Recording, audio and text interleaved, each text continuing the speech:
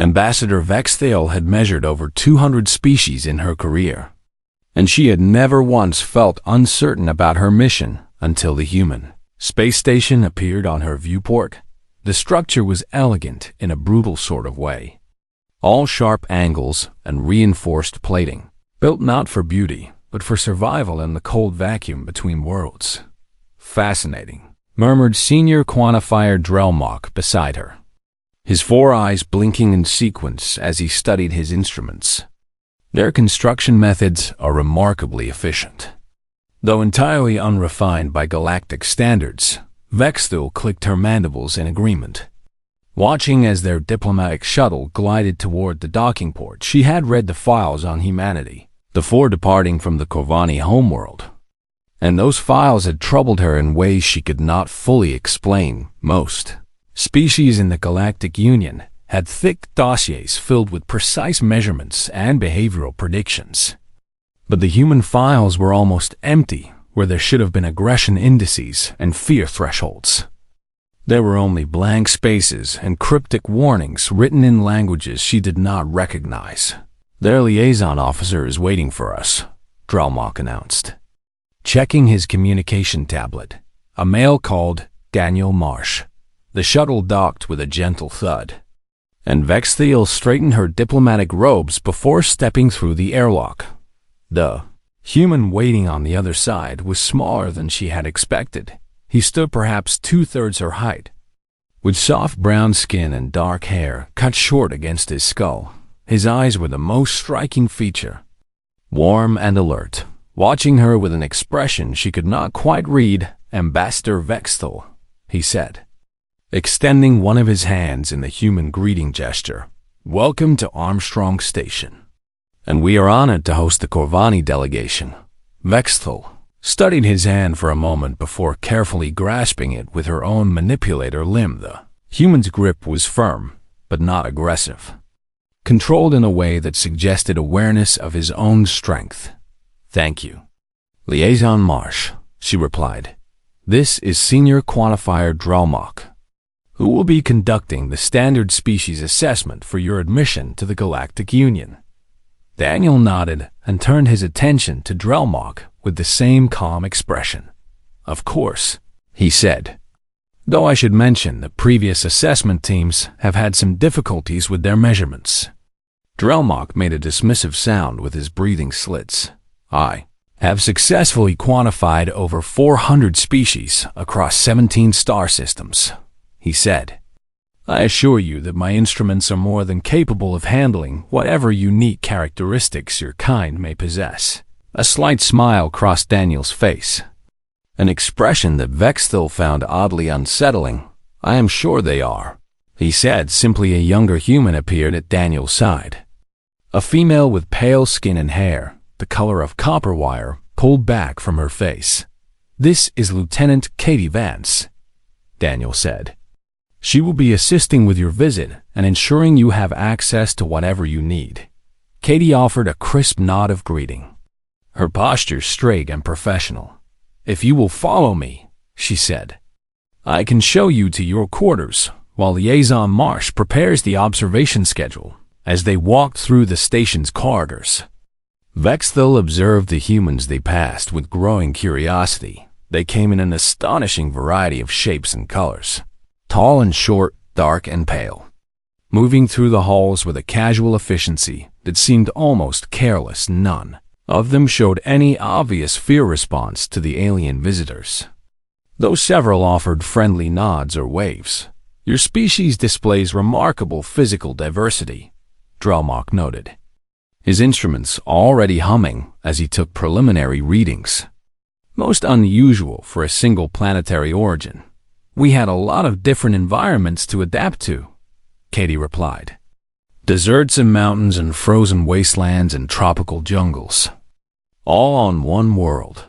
A high-variance homeworld," Vexthal said thoughtfully. "That would explain some of the anomalies in your species profile." Katie glanced back at her with an unreadable expression. "What anomalies?" she asked.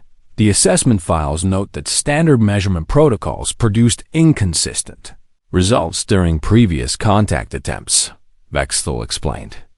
Aggression indices that fluctuated beyond normal parameters. Fear responses that failed to register at expected thresholds. Pain tolerance ratings that exceeded instrument capacity. Ah, Katie said. And that same slight smile appeared on her face. Yes, I heard about that. They reached the guest quarters. A comfortable suite with viewports looking out over the blue curve of the human homeworld. Bilal Vexthal paused at the window. Studying the planet that had produced these strange creatures, Earth looked peaceful from here. Swirled with white clouds and gleaming with reflected sunlight. It is beautiful, she admitted. It tried to kill us constantly for the first few 100,000 years, Daniel said. Appearing in the doorway behind them, predators and diseases and natural disasters and ice ages that nearly wiped us out entirely. He moved to stand beside her at the viewport, his expression thoughtful as he gazed down at his homeworld. We survived anyway. He added quietly. Drelmok had already begun setting up his measurement equipment, arranging sensors and calibration tools on the room's central table with practiced efficiency. I would like to begin the assessment process tomorrow, he announced. Standard protocols require observation of subjects under controlled stimuli to determine baseline responses for aggression, fear, pain tolerance, and psychological breaking points. Daniel turned away from the viewport with a slight shake of his head. We have declined controlled testing in the past, he said. But you are welcome to observe us in our natural environment and take whatever readings you can. Why do you refuse the standard protocols? Vexthal asked, genuinely curious. Your instruments kept breaking, Daniel replied.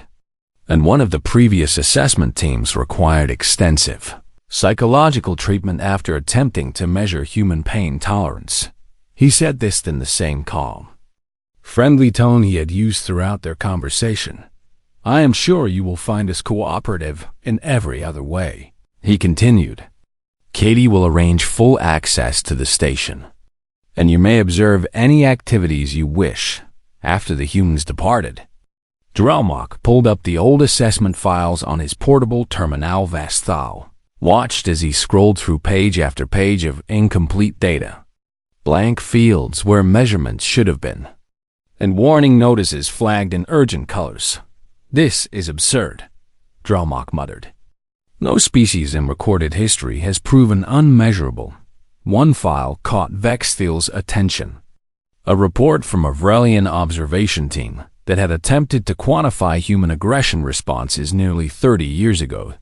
The V report was heavily redacted, but one sentence remained visible at the bottom of the document. It read simply, recommend immediate cessation of all human assessment protocols and classify species as undefined threat level. Vexthal felt her secondary hearts begin to beat faster as she read those words outside the viewport.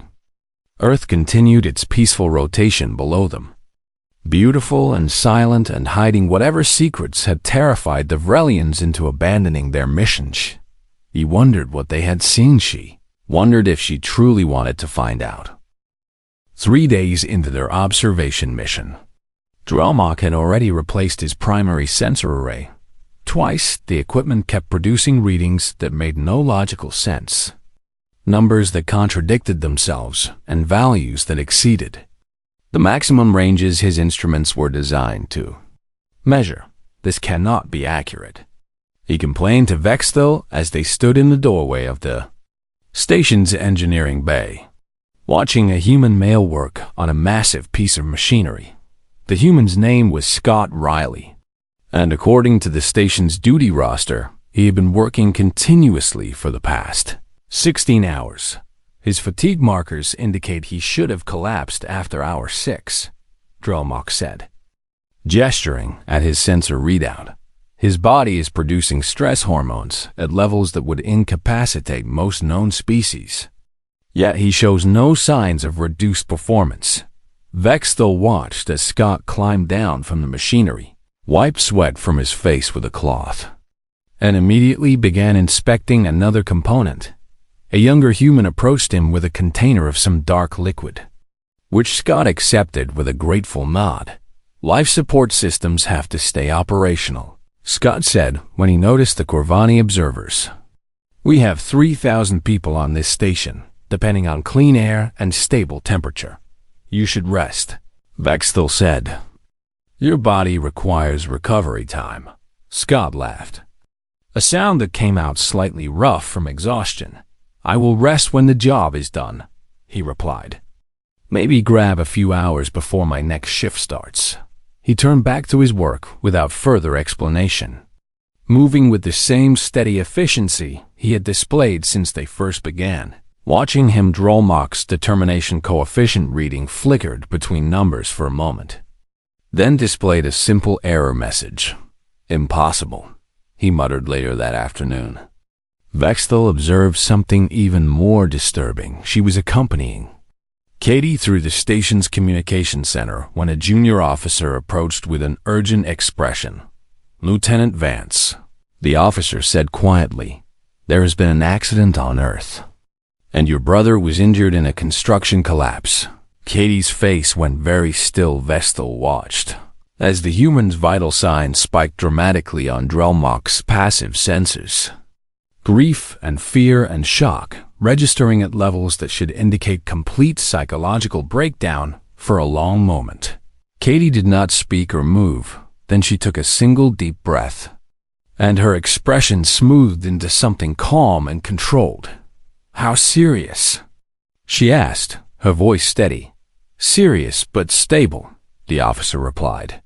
He is expected to recover fully. Katie nodded once.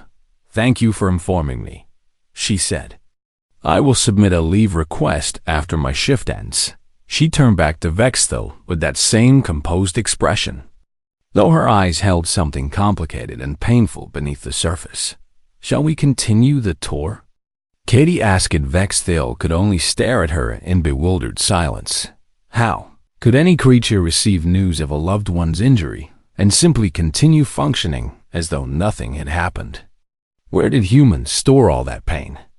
The most unsettling observation came that evening, when Daniel invited the Corvani delegation to witness what he called a recreational gathering in one of the station's common areas dozens of humans had assembled in a large room filled with comfortable seating and view screens. Movie night, Katie explained.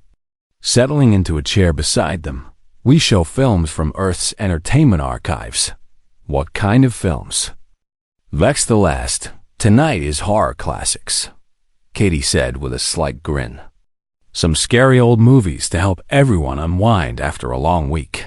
Drelmok activated his emotional response sensors as the lights dimmed and the first film began playing within minutes.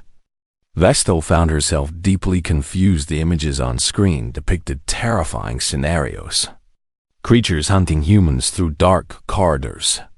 Violence and death and screaming victims. Yet, the humans in the audience were laughing. They gasped and jumped at frightening moments, then immediately dissolved into delighted giggles and excited chatter. They are deliberately inducing fear responses, Drelmok said in a stunned whisper. As entertainment, it is fun, Katie confirmed. Munching on some kind of processed grain snack. The adrenaline rush feels good once you know you are actually safe.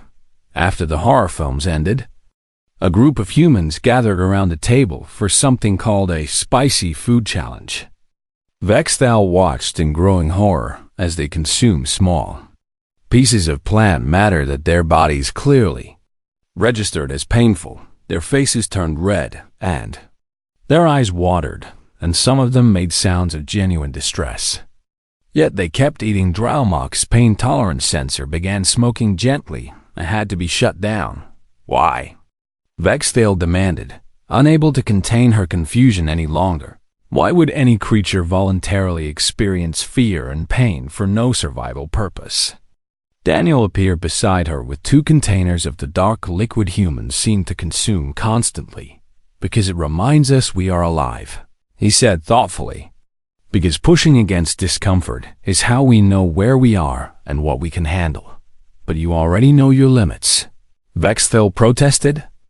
Every species has documented thresholds for these experiences. Daniel handed one of the containers to Katie and took a long drink from his own. "That is the thing," he said quietly.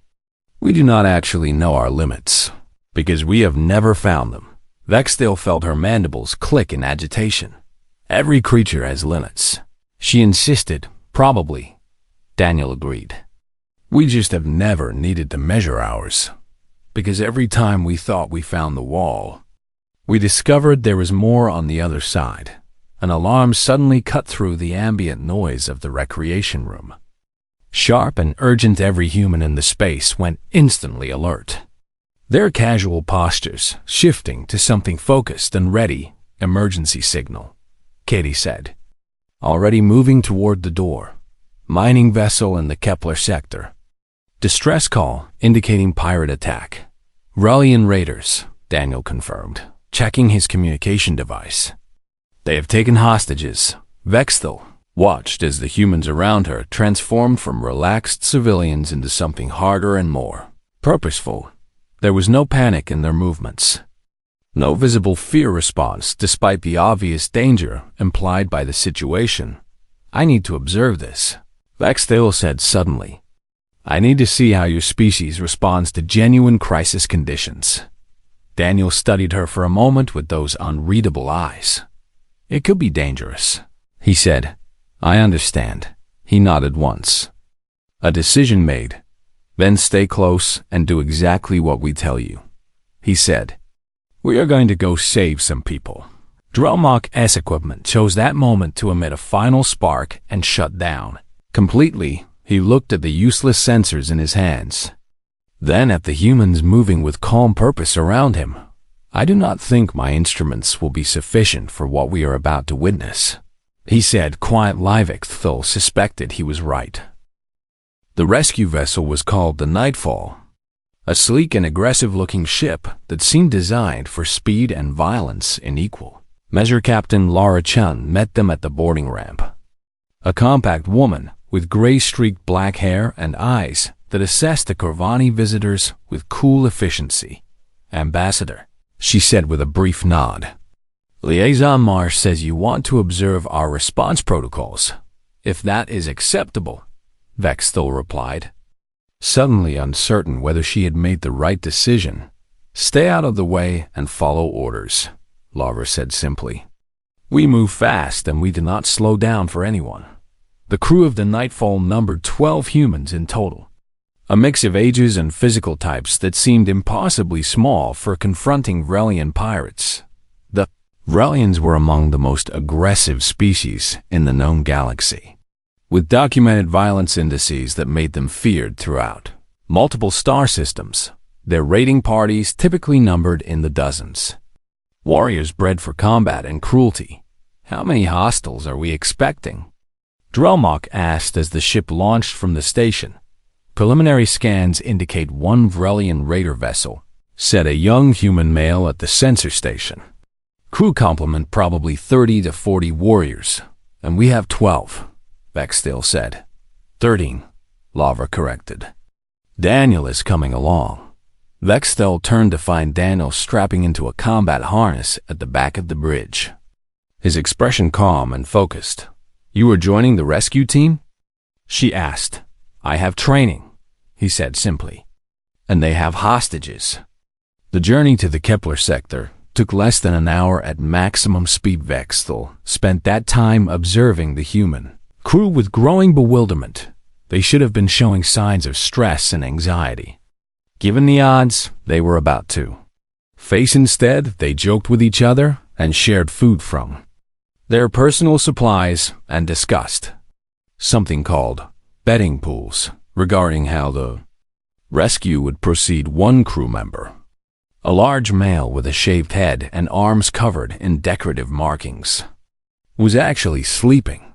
He learned to rest whenever possible during his military service, Katie explained when she noticed Vexthal staring. "It is a useful skill when you never know when the next chance to sleep will come."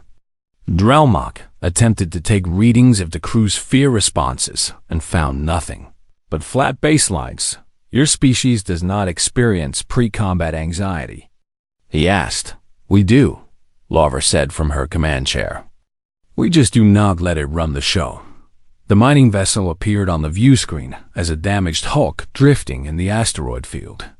Its hull scarred by weapons fire and its running lights flickering weakly beside it floated the Vrelian raider. An ugly, bristling ship covered in weapon emplacements and trophy decorations. I am reading life signs on both vessels, the sensor operator announced. 12 survivors on the mining ship, being held in the cargo bay, and 32 Vrelian warriors on the raider. 12 against 32, Lara said thoughtfully. I have seen worse odds. She turned to address her crew with a calm authority that reminded Vexthil of pack leaders among predator species. Standard breach protocol, Lara ordered. Team Alpha takes the cargo bay and secures the hostages. Team Beta clears the corridors and neutralizes any resistance. Rules of engagement? Someone asked. Take them down fast and hard, Lara replied. But if they surrender, we accept it. Because we are not animals. The crew began their final preparations with practiced efficiency, checking weapons and testing communication, equipment and running through the plan one final. Time Vexthil noticed that none of them hesitated or showed any sign of doubt. They moved like components of a single organism, each one knowing exactly what was expected of them. Have you done this before? Vexthil asked Daniel as he checked his weapon. Rescue missions? He said, a few times? Against Vrelians? Daniel's expression shifted slightly, something cold and hard flickering behind his eyes for just a moment. Once, he said quietly. They killed 4 of my friends before we stopped them, and yet you are going back into combat against them. They have hostages, Daniel repeated. As though that simple fact explained everything, perhaps for humans it did. The Nightfall maneuvered alongside the raider vessel with surprising stealth. Using the asteroid field to mask its approach, Vexthil felt her secondary, hearts racing as the boarding team assembled at the airlock. 12 humans in tactical gear facing a force that outnumbered them nearly 3-1. You are certain about this? Lara asked her one final time. What happens next is not going to be pleasant to watch. I need to understand. Vexthil said. Lara nodded and activated her communication unit. All teams, prepare to breach, she announced. The airlock hissed open, and the humans poured through into the enemy vessel with a speed and coordination that took Vexthil's breath away. She followed behind them with Drelmok, staying close to the rear guard as ordered. The corridor beyond was dark and cramped, designed for the larger Vrelian bodies, but the humans moved through it like shadows. Daniel was in the lead group, his weapon raised and his eyes scanning constantly for threats. Thel had seen many species in combat situations before, and she thought she understood what war looked like. She was wrong. A Vrelian warrior appeared at a junction ahead, massive and armored and raising a weapon with deadly intent. Daniel fired twice before the alien could complete the motion, dropping him with precise shots to vulnerable points in the Vrelian's natural armor. There was no hesitation in his movements, no wasted motion, no visible emotional response. He stepped over the fallen body and kept moving without breaking stride. Contact rear. Someone called out behind them. Vexthil spun to see 2 more Vrelians charging down the corridor, their fanged mouths open in battle roars. The human rearguard cut them down in seconds, moving with that same terrifying efficiency. Keep moving, Lara ordered over the communication link. Alpha Team, what is your status? Approaching cargo bay, came the response. Heavy resistance at the access point. The sounds of combat echoed through the ship's corridors. A symphony of weapons fire and shouted commands and the screaming rage of Vrelian warriors. Vexthil pressed herself against the wall as the team pushed forward, trying to process what she was witnessing. These humans showed no fear, not the absence of fear that came from inexperience, but the controlled management of fear by creatures who had simply decided that terror would not be allowed to interfere. With their mission Drelmok's backup, Sensor unit beeped softly. Their heart rates have barely changed. He whispered in stunned disbelief. They are experiencing combat against superior numbers, and their physiological responses remain within normal parameters. Daniel glanced back at them briefly. Normal parameters for humans, he said. This is what we do. The cargo bay doors loomed ahead, guarded by a cluster of Relian warriors who had fortified their position with makeshift barricades, hostages confirmed inside. The sensor operator reported, 12 life signs, all stable. Then let us go get them, Lavra said. The assault on the cargo bay began. The cargo bay became a storm of violence that Vexthol could barely comprehend. Humans poured through the breached doorway like water through a broken dam, their weapons flashing and their voices calling out targets and positions with mechanical precision. The Vrelian defenders fought back with the savage fury their species was known for. But the humans did not waver. Vexthol watched a young human female take a glancing hit from a Vrelian blade, the weapon slicing across her armored shoulder and drawing blood. The woman did not scream or fall back or show any sign of distress. She simply adjusted her stance, shot her attacker twice in the chest, and kept moving forward. Injury markers indicate significant pain response, Drelmok reported in a shaking voice.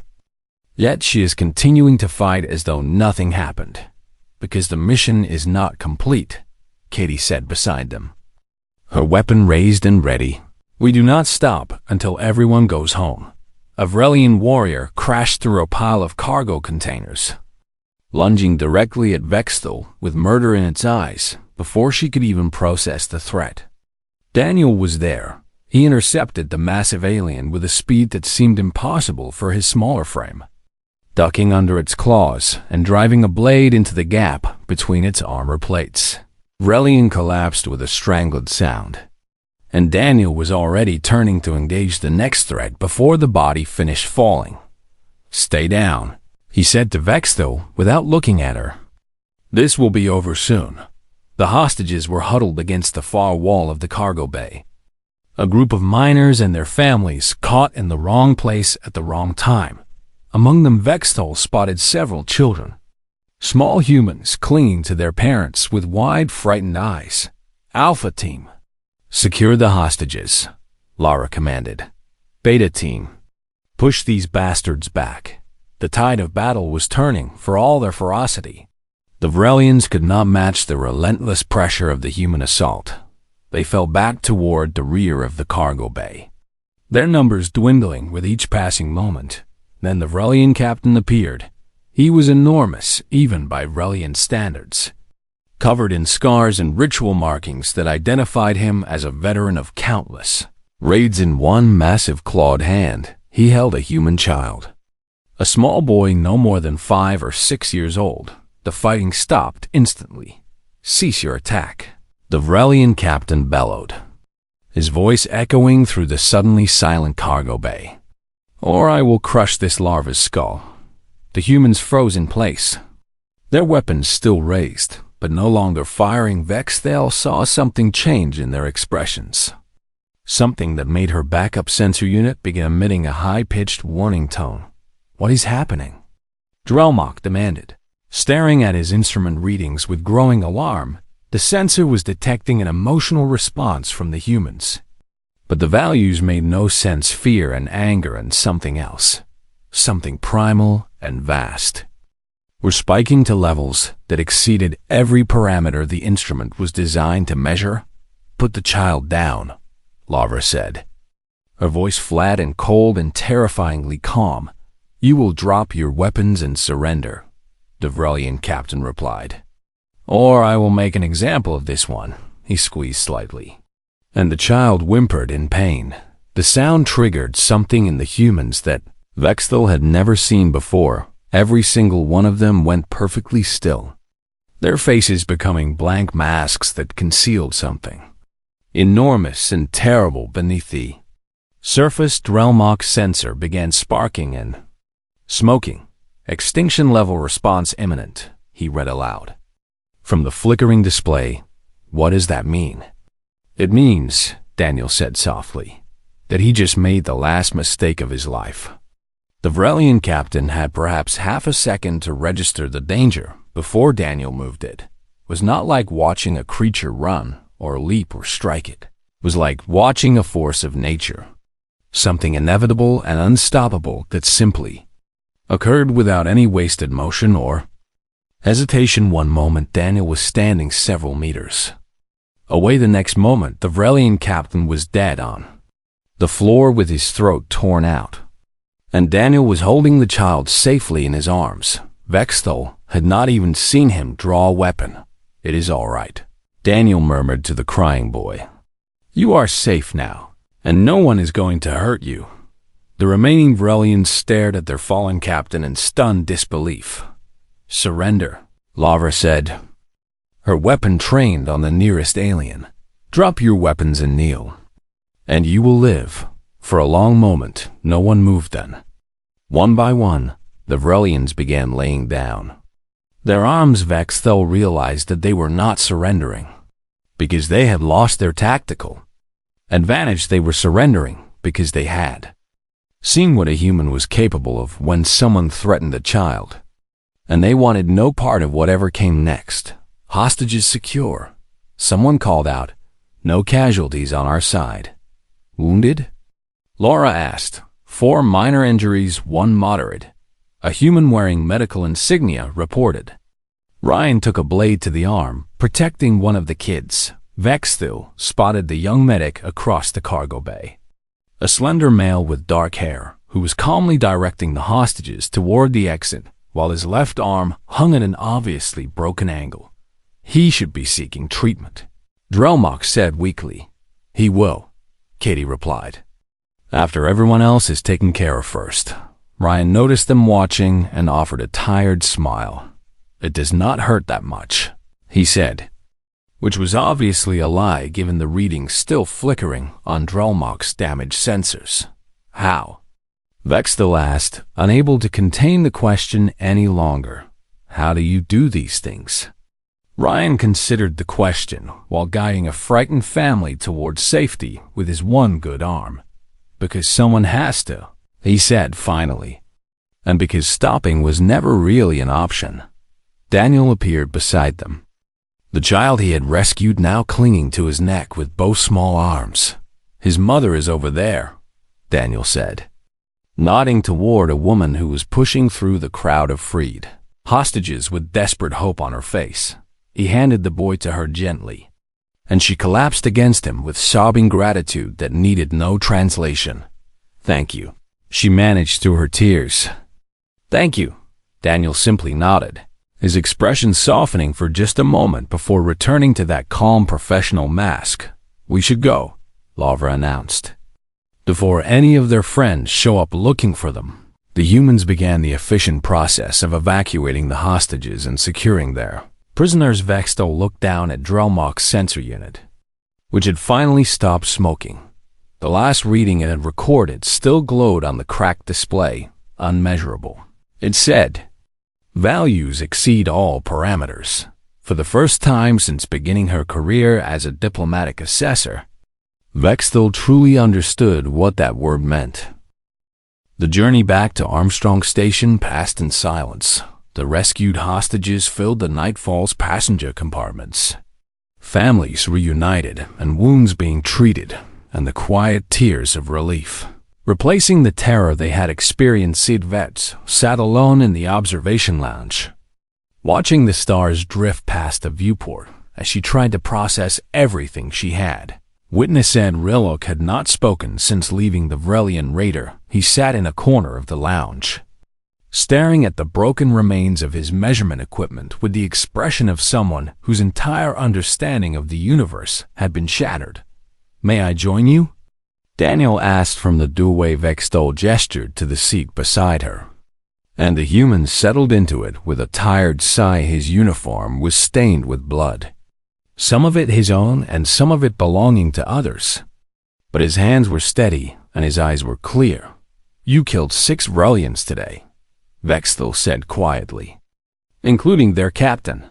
7, Daniel corrected. One of them tried to flank us in the corridor after we secured the hostages. He said this without pride or shame, simply stating a fact like he might report the weather. Does it trouble you? Vexthel asked. Taking lives? Daniel was silent for a long moment, his gaze fixed on the distant stars. Yes, he said finally. Every single one of them, even the ones who deserved it. Then why do you do it? Because someone has to, Daniel replied.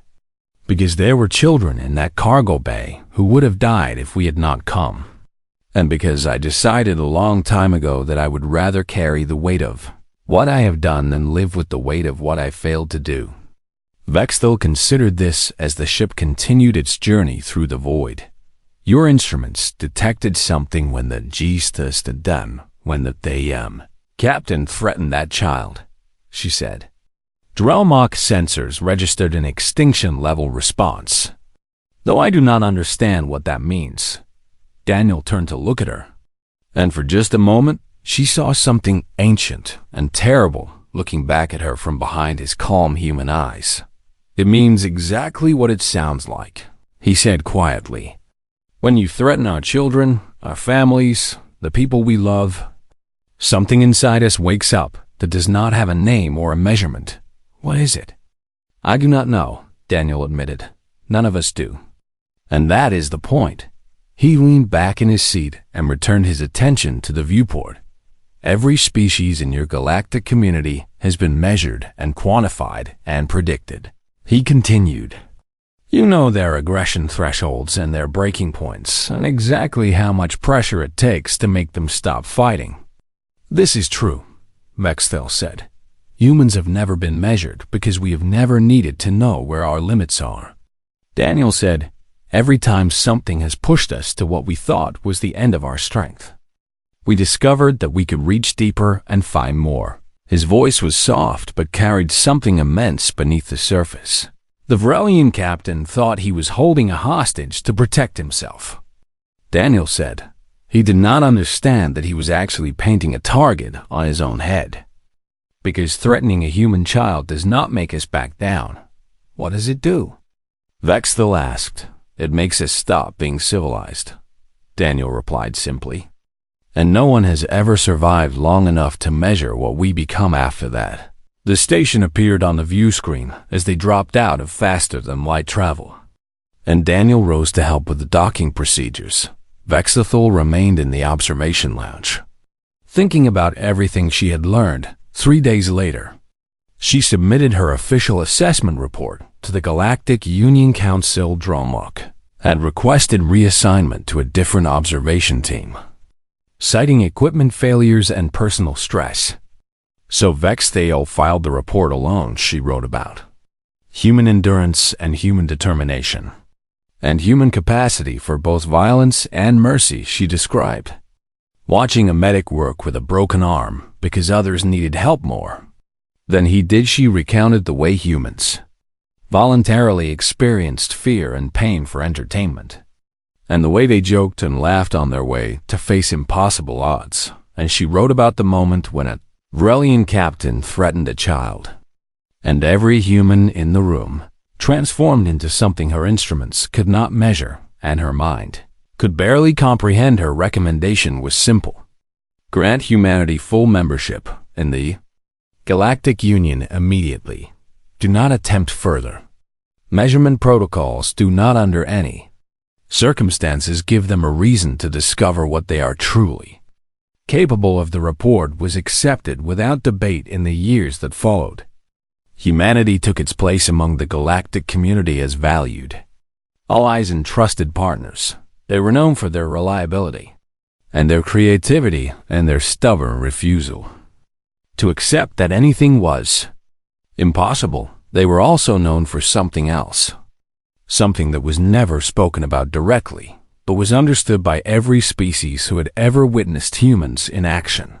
The measurement files for Homo sapiens remained permanently blank, marked only with a single notation, undefined. Do not attempt quantification. Some members of the council argued that this was scientifically unacceptable, that every species could eventually be measured. If the right instruments were developed, those arguments faded after a few incidents in which other species made the mistake of threatening human civilians or human colonies, or human children. Survivors of those incidents refused to discuss what they had seen. Vexthal returned to her homeworld eventually, her diplomatic career continuing for many productive years. She often thought about Daniel and Katie and Lara and Ryan, about the quiet engineer who worked 16 hours without rest and the medic who ignored his own pain to help others. She thought about a species that had never needed to measure its limits because nothing had ever pushed them far enough to find the end. And sometimes, late at night, when the stars were bright outside her window, she thought about the one question she had never found the courage to ask: if humanity had never discovered their limits, if no force in the known universe had ever managed to push them to their breaking point, then what would happen on the day that someone finally succeeded? The answer, she suspected, was the most frightening thing of all, not because it was unknown, but because she was absolutely certain that no one would survive to measure it.